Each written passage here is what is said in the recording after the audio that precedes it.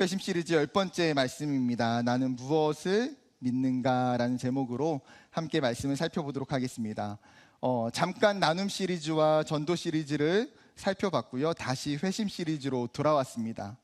아직 안 끝났어요. 끝날 때까지 끝난 게 아니다. 지금까지 총 9번의 말씀을 나눴는데요. 회심의 필요성, 그리고 회심의 근원, 또 회심의 굉장히 중요한 두 가지 요소 중에 첫 번째가 되는 회개까지 살펴봤습니다. 그리고 나서 이제 믿음에 대해서 살펴보는 중입니다. 여러분, 그리스도인들이 자신에게 있었던 회심에 대한 경험을 나눌 때에 아마 대부분 흔히 자신이 회개했던 체험을 이야기할 겁니다.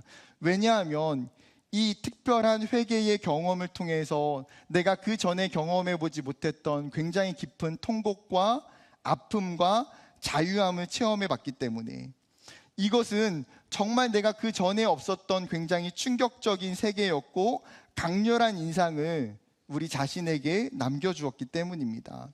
이러한 뜨거운 회개가 있다고 해서 여러분, 그 사람에게 온전한 회심이 이루어졌을까요? 여러분, 한 영혼 안에 온전한 회심이 일어나기 위해서는 이러한 회개의 체험과 감정뿐 아니라 반드시 한 가지가 동반이 되어야 됩니다. 그것은 바로 믿음입니다. 왜냐하면 구원은 회개만으로 이루어지는 것이 아니기 때문이에요. 믿음이 필요해요. 여러분, 어느 날 넌 크리스찬 친구나 여러분 직장의 동료가 여러분에게 찾아왔습니다. 내가 교회 다니는 사람을 보니까 교회 다니는 사람들이 믿음이라는 이야기를 되게 많이 하는데 믿음이 도대체 뭐냐라고 여러분에게 물어보는 거예요. 그러면 여러분은 믿음을 어떻게 그 친구에게 소개해 주시겠습니까? 내가 믿음에 대해서 알고 있다고 생각했는데 막상 어디서부터 어떻게 믿음에 대해서 설명해야 될지 막연한 거예요. 이러한 막연함은 어쩌면 내가 믿음에 대해서 많이 들었고 익숙하지만 오히려 그것 때문에 내가 믿음에 대해서 깊이 이해하고 그 믿음을 계속해서 기억하며 붙들고 살지 않기 때문이에요. 그렇다면 여러분, 믿음이 무엇입니까? 어떻게 하면 참된 믿음을 소유할 수 있을까요? 먼저 성경에서 믿음이라고 하는 단어를 살펴보면 구약 성경에서는 믿다라는 단어의 히브리어 원어는 아만이라는 단어를 사용합니다. 그 뜻은 확고하게 서다, 신뢰하다, 어떤 것을 확신하다라는 뜻입니다. 여기서 파생된 단어가 뭘까요? 우리가 자주 사용하는 아멘이라고 하는 단어예요. 믿습니다라고 하는 단어가 여기서 파생된 단어입니다. 창세기 15장 6절에 보게 되면 아브라함이 여호와를 믿으니 여호와께서 이를 그의 의로 여기시고, 아브라함은 지금까지 자신의 삶을 인도하시고 자신에게 언약을 주셨던 여호와 하나님을 어떻게 했다고요? 믿었다는 거예요. 하나님을 전적으로 신뢰했고 그 하나님 앞에 자신의 삶을 확고하게 세우며 살아갔습니다. 그렇기 때문에 성경은 그 아브라함이 여호와를 믿었다라고 기록하고 있는 거예요. 신약 성경에서 헬라어로 피스티오가 사용되는데 믿음이라고 번역되고 있어요. 어떤 것을 사실로 인식하다, 어떤 것을 믿고 의지할 만큼 확신을 갖다라는 뜻입니다. 즉, 구약에서 사용되고 신약에서 사용되고 있는 이 믿음이라고 하는 단어의 기초, 그 중심에는 뭐가 있냐면요, 관계가 있어요. 관계. 믿음의 대상이 명확하고 그 믿음의 대상을 정확히 이해하고 그 관계 속에서 신뢰와 확신을 누릴 때에 여러분, 그것을 믿음이라고 이야기합니다. 그렇기 때문에 믿음은 그 무엇보다도 믿음의 대상이 중요하고 그 믿음의 대상이 누구냐가 굉장히 중요하게 되는 거예요. 왜냐하면 세상의 수많은 것들을 믿을 수 있고 다양한 믿음의 대상을 가질 수가 있기 때문이에요. 여러분, 우리의 믿음의 대상은 누굽니까? 여러분의 믿음의 대상은 누굽니까? 우리의 믿음의 대상은 여호와 하나님이신 줄 믿습니다. 그분은 온 우주와 만물이 생기기 전부터 태초부터 스스로 존재하신 하나님이에요. 온 우주와 온 땅을 말씀으로 창조하시고 자신의 형상을 따라 사람을 지으신 분이십니다. 그 하나님은 영원하시고 그 하나님은 여전히 이 땅을 통치하시고 이 땅을 운행하시는 하나님이세요.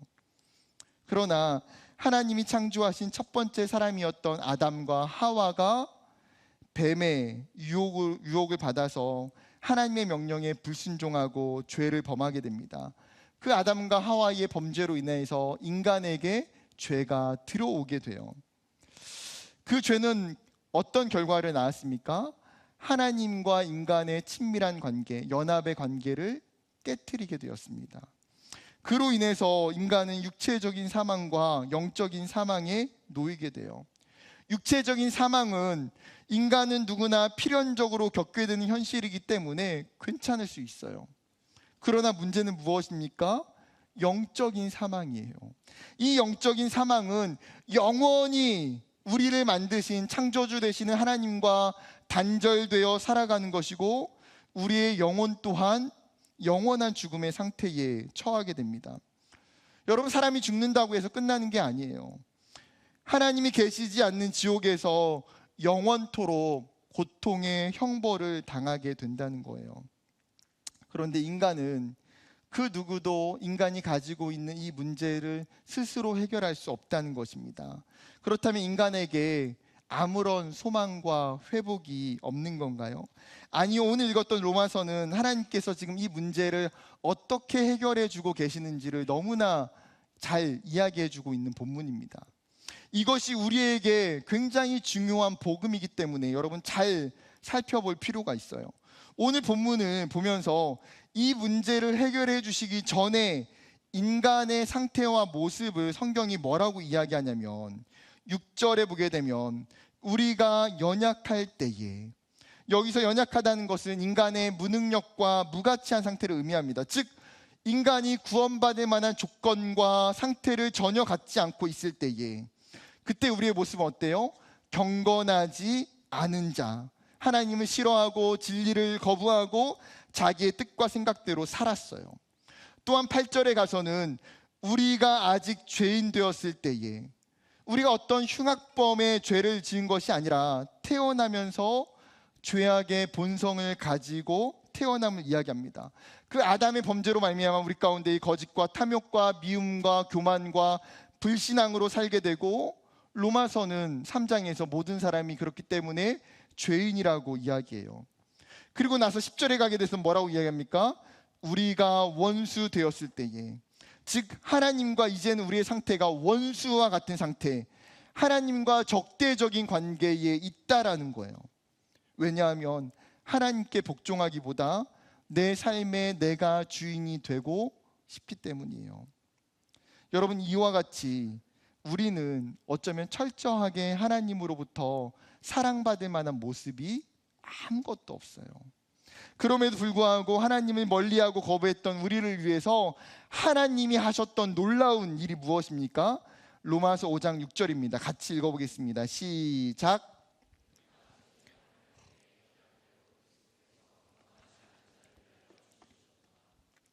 여러분, 하나님께서 정말 말도 되지 않는 일을 행하셨다는 거예요. 하나님의 아들이신 예수 그리스도를 이 땅에 육체를 입고 보내주셨고, 심지어 인간을 위해서 죽게 내어주셨다는 거예요. 사도 바울은 이 사실을 강조하기 위해서 이 단어를 반복해서 이야기합니다. 6절에 죽으셨도다, 8절에 죽으심으로, 10절에 죽으심으로. 여러분, 성경이 오늘 우리에게 하고 싶은 가장 중요한 한 가지 메시지가 있다면 그것은 그리스도께서 죽으셨다는 거예요. 예수님이 누구를 위해서 왜 죽으셨습니까? 경건하지 않고 자신의 뜻대로 살고자 하는 사람을 위해서, 거짓과 탐욕과 미움이 가득한 죄인을 위해서, 하나님께 불순종하고 자신이 전부라고 생각하는 원수와 같은 자들을 위해서 예수님이 죽어주셨다는 거예요. 여러분 같으면 누군가를 대신해서 죽어야 된다면 여러분 선뜻 여러분의 목숨을 다른 사람에게 내어주실 수 있습니까? 여러분, 영화 같은데 드라마 보게 되면 가끔씩 어떤 경우에는 누군가를 대신해서 죽어주는 일이 생겨요. 주인공을 대신해서 희생하는 사람이 있거나, 아니면 나라를 위해서, 아니면 많은 사람의 목숨을 구하기 위해서 자신을 희생하는 일들이 등장합니다. 오늘 본문 7절에서도 의인을 위해서 죽는 것이 쉽지 않지만 가능하고 선인을 위해서 용감히 죽는 자도 있다고 이야기해요. 그런데 여러분 생각해 보세요. 누군가 죄인을 위해서 아무런 값어치가 없는 사람을 위해서 목숨을 내놓는 사람은 없다라는 거예요. 정말 누군가 사랑할 만한 대상이 있거나 정말 그 사람을 위해서 희생할 만한 가치가 있기 때문에 그 생명을 내어줄 수가 있는 거예요. 그러나 이러한 상식을 초월하여 예수님은 죄인을 위해서, 무가치한 사람을 위해서, 원수된 사람을 위해서 죽어주셨어요. 바로 저와 여러분을 위해서. 하나님은 우리가 받아야 될 그 진노를 우리에게 돌리시는 것이 아니라 대신 자신의 하나뿐인 아들이었던 예수 그리스도께 돌리셨다는 거예요. 그렇다면 하나님은 어떤 방법으로 우리의 죄를 예수님께 대신 지게 하셨습니까? 바로 십자가예요. 우리가 종종 십자가로 장식이나 티셔츠, 액세서리, 목걸이, 귀걸이 등을 사용하다 보니까 우리에게 있어서 이 시대의 문화는 십자가가 그렇게 거북하지 않아요. 그러나 여러분, 그 당시에 유대인들에게 십자가는 너무나 끔찍한 사형의 도구였습니다. 로마의 철학자이자 정치인이었던 키케로가 이런 이야기를 해요. 십자가형은 구토가 나올 만큼 잔인하고 불쾌한 처형 방식이다. 십자가라는 명칭 자체를 로마 시민의 몸에서 멀리 떨어지게 하고 로마 시민의 생각과 눈과 귀에 닿지 않도록 하라. 이 십자가의 처형 방식이 너무나 끔찍하고 너무나 비참하니까 그 당시에 로마 사람들은 아무리 큰 죄인이라도 십자가 처형에 거의 처하지 않았어요. 십자가 형벌을 받는 사람들은 누굽니까? 황제에 대해서 반역하거나 극악 무도한 죄인을 처형할 때만 사용했어요. 그것도 로마인이 아닌 사람들. 이 십자가형이 확정되면 로마의 군병들은 먼저 죄수를 채찍질했습니다. 이 채찍은 12가닥의 가죽끈으로 되어 있었으며 가죽의 끝마다 3조각의 동물 뼈 조각과 뾰족한 금속 조각이 붙여 있었습니다. 채찍에 맞을 때마다 죄인은 살점이 떨어져 나가는 고통, 피가 튀는 고통을 당해야만 했습니다. 그리고 나서 페티블룸이라고 부르는 십자가의 가로 나무 막대를 지고 처형장까지 걸어갔습니다. 일반적으로 페티블룸은 길이가 1.5에서 1.8이었고 무게가 20에서 30kg이었습니다. 그리고 형장에 도착한 죄인은 발가벗겨지고 죄수의 손목과 발목에 커다란 못을 박아 고정시킵니다. 십자가에 매달린 온몸이 무게가 아래로 쏠리면서 숨을 쉬기 위해 몸을 들여 올려야 하는데 엄청난 고통이 따르게 되고 결국에 수시간에서 수일 동안 매달려 서서히 죽음을 맞이하며 탈수와 출혈로 질식으로 죽게 됩니다. 수많은 예루살렘 시민들이 그 모습을 지켜보며 수치를 당하고 사람들의 조롱소리가 들리는 곳, 인간이 가장 피하고 싶은 처형의 방법이 바로 십자가였어요. 그런데 이 끔찍한 십자가를 하나님은 구원의 방법으로 선택하셨다는 거예요. 그렇기에 유대인들은 여전히 예수님을 받아들이지 못하는 거예요.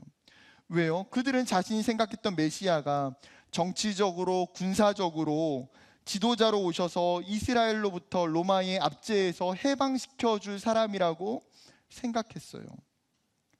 심지어 신명기의 말씀처럼 나무에 달린 자는 저주를 받는 자라고 기록했기 때문에 로마의 십자가 처형은 그들이 생각할 때는 무엇입니까?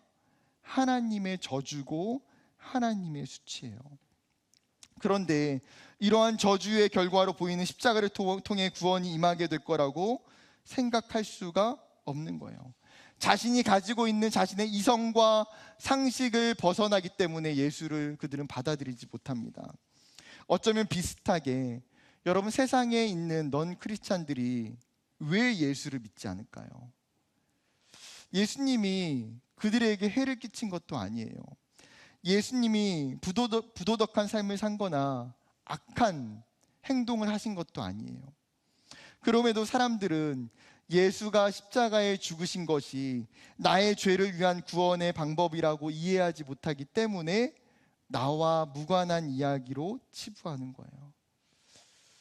여러분, 예수님이 십자가에 죽으신 것이 우연입니까? 예수님이 십자가에 죽으신 것이 제사장과 종교 지도자들의 계획과 모략입니까? 아니요. 아무런 죄도 없으신 그 예수님이 의도적으로 이 모든 것들을 계획하셨어요. 그래서 성경은 뭐라고 이야기합니까? 갈라디아서 3장 16절은 이렇게 이야기합니다. 그리스도께서 우리를 위하여 저주를 받은 바 되사 율법의 저주에서 우리를 속량하셨으니 기록된 바 나무 위에 달린 자마다 저주 아래 있는 자라 하였습니다. 에베소서 1장 7절 우리는 그리스도 안에서 그의 은혜의 풍성함을 따라 그의 피로 말미암아 속량 곧 죄사함을 받았느니라. 성경은 예수님의 십자가의 죽으심으로 무엇이 이루어졌다고 이야기합니까? 속량을 받았다고 말해요. 여러분, 여기서 이야기하는 속량이 무엇입니까? 히브리어로 파다라고 하는 이 단어는 값을 지불하다, 되찾다라는 뜻이에요. 그리고 이 단어는 그 당시에 그리스 로마 시대에 노예를 해방시키기 위해서 값을 지불할 때에 속량이라는 단어로 사용했습니다. 누군가 노예의 몸값을 지불하면 그 노예는 자유인이 되는 거예요. 예수님은 죄인인 우리를 자유케 하시기 위해서 자신의 생명을 그 값으로 지불해 주셨다는 거예요. 성경은 그 예수님의 속량으로 우리가 죄사함을 받았다라고 선언합니다. 그 속량으로 다시 하나님과 화목하게 되었고 죄인이었던 우리가 하나님의 은혜로 말미암아 변화되고 의롭게 되었다라고 이야기합니다. 그렇다면 근본적으로 이런 질문을 던져볼 수 있어요. 왜 인간의 죄를 해결하기 위해서 다른 방법도 아니라 인간의 육체를 입으시고 죽어야만 했을까? 하나님이 인간을 구원하실 때에 다른 여러 방법들이 있을 수 있지 않았을까? 중세의 캔터벨리 대주교였던 안세무스는 하나님의 이 성육신을 이성적인 방법으로 설명해 보고자 자신의 제자였던 보소와 이 주제를 가지고 깊은 대화를 나눴고 그 대화의 글이 인간이 되신 하나님이라는 책으로 나오게 됩니다. 이 글의 시작은 이러한 질문에서 비롯돼요. 어떤 이유 혹은 필연성 때문에 하나님이 친히 사람이 되셔서 우리를 구원하셔야만 했는가? 다른 인격체, 그리스도가 아닌 천사나 또 다른 사람을 통해서 구원을 이루거나 혹은 십자가에 그리스도께서 달리시지 않고 단순히 그분의 의지만을 통하여서 구원을 이룰 수는 없었는가? 하나님께서 전능하신 분이시고 하나님이 천지를 말씀으로 창조하셨다면 하나님이 구원을 이루는 방법도 말씀으로 이루시면 되지 않았느냐는 거예요. 왜요? 하나님 전능하시니까. 우리도 종종 십자가가 아닌 방법이 더 효과적이지 않을까, 더 쉬운 방법은 있지 않았을까라는 생각들을 하게 돼요. 저는 지금도 종종 하나님께서 예수님의 십자가가 아니라 온 세계를 향하여서 스피커를 틀고 내가 여호와 하나님이고 구원은 오직 예수님뿐이다, 이 한마디만 하신다면 어쩌면 우리가 열심히 수고하는 전도와 선교는 아주 쉽게 끝나고 어쩌면 모든 사람이 하나님의 구원 안에 동참할 수 있게 되지 않을까요? 그런데 하나님은 이러한 인간적인 방법을 사용하지 않는다는 거예요. 오히려 이해하기 어려운 성육신과 십자가라는 방법으로 구원의 문제를 해결하셨어요. 안세무스는 이렇게 이야기합니다. 인간의 죄와 불순종으로 인해서 하나님과의 관계가 깨어졌을 뿐만 아니라 그 결과 하나님의 명예가 심각하게 손상을 입게 되었다. 하나님의 불순종에 대해 형벌을 내리시거나 자신이 받은 불명예에 대한 보상을 받으셔야만 한다.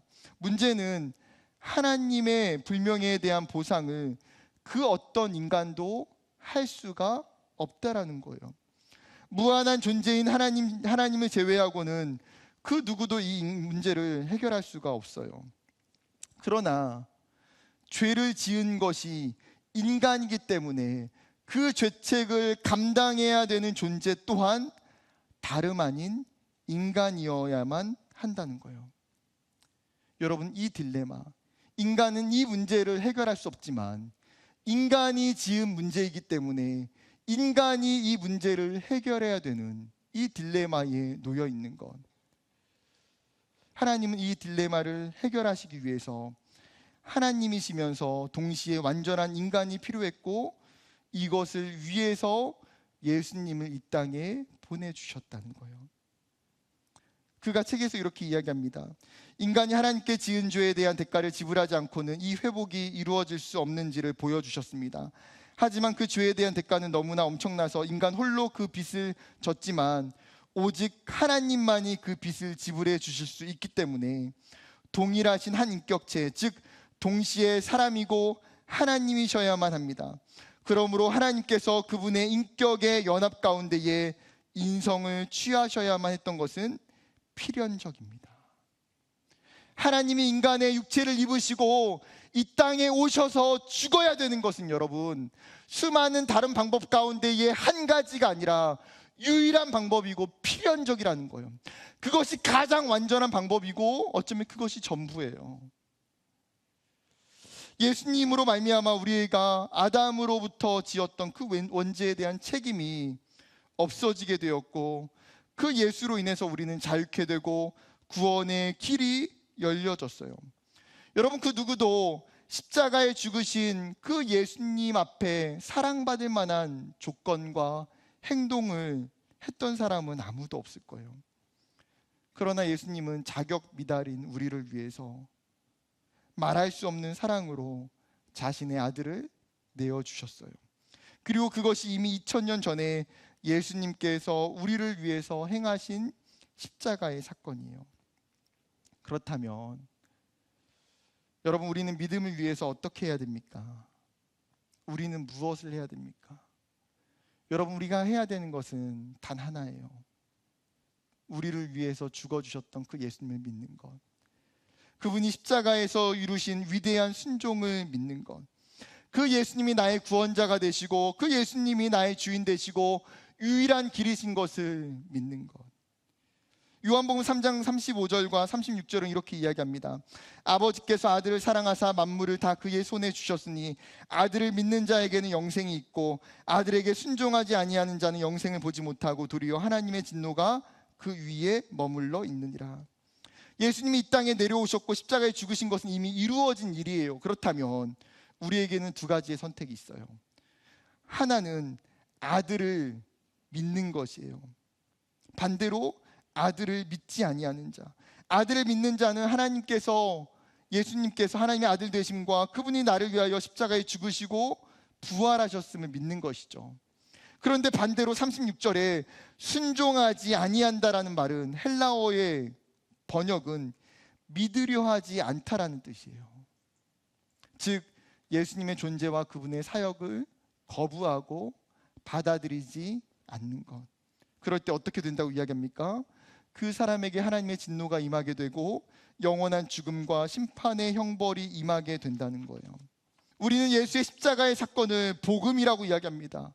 우리의 삶의 가장 큰 기쁨, 우리에게 가장 소망이 되는 소식, 그것은 바로 십자가의 복음이에요. 말씀을 맺으며 권면하고 도전하고자 합니다.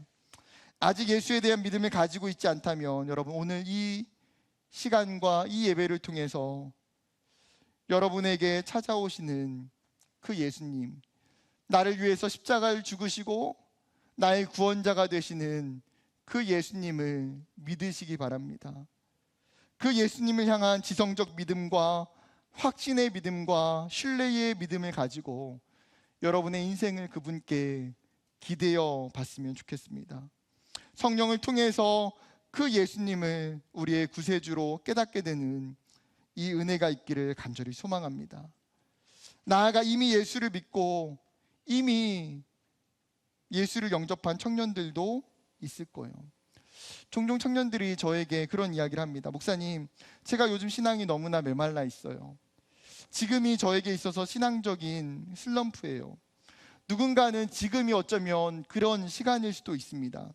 이 세상을 살아가다 보면 우리의 신앙과 우리의 믿음을 가지고 세상 가운데 살아가는 것이 결코 녹록지가 않아요. 그러다 보니까 우리의 인생 가운데 영적인 사이클이 수도 없이 반복됩니다. 하나님의 은혜가 강력하게 부어질 때는 굉장히 신앙이 뜨겁게 느껴져요. 그런데 어느 순간 롤러코스터를 타는 것처럼 급속도로 낙하하여 신앙의 밑바닥에 내려앉는 순간을 경험하게 될 때가 있습니다. 내 영혼이 메마르고 차디찬 영적인 영혼을 스스로가 느끼게 돼요. 내가 예수를 믿는 사람인가?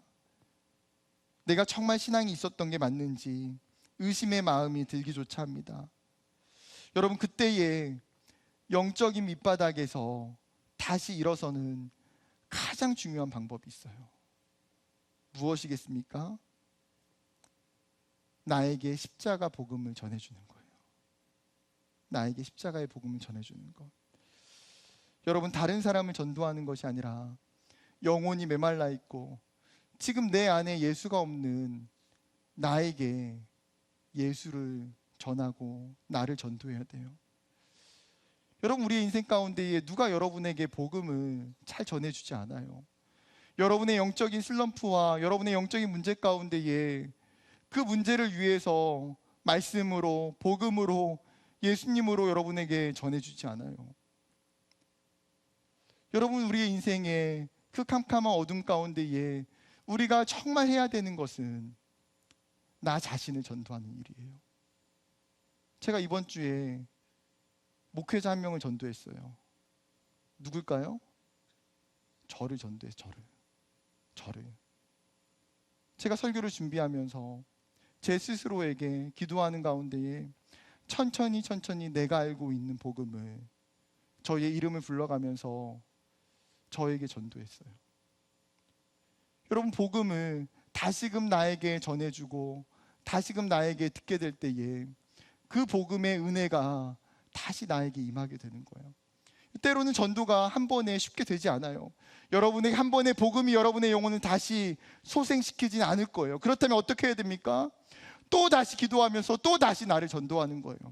또 다시 기도하면서 나에게 복음을 전하는 거예요. 또 다시 기도하면서 나에게 이 예수를 전하고 그 예수를 내가 믿기로 결단하는 거예요. 여러분, 그것이 이 시대를 살아가는 청년들에게 필요한 신앙의 자세인 줄 믿습니다. 말씀을 맺으려고 합니다. 사랑하는 여러분, 성경은 예수를 믿음으로 말미암아 구원이 임하고 다시 하나님과 화목해 되고 하나님 안에서 즐거워한다고 고백합니다. 정말 우리 안에 세상의 다른 것들은 다 없을지라도 여러분, 이 믿음 있기를 소망합니다. 세상을 이길 수 있는 이 믿음, 세상의 그 어떤 것보다도 가치로운 이 믿음이 예수 그리스도께서 여러분을 위해서 죽으시고 생명을 내어주셨던 그분의 사랑의 복음을 여러분이 믿으며 나아가는 저와 여러분 되기를 주님의 이름으로 축복합니다.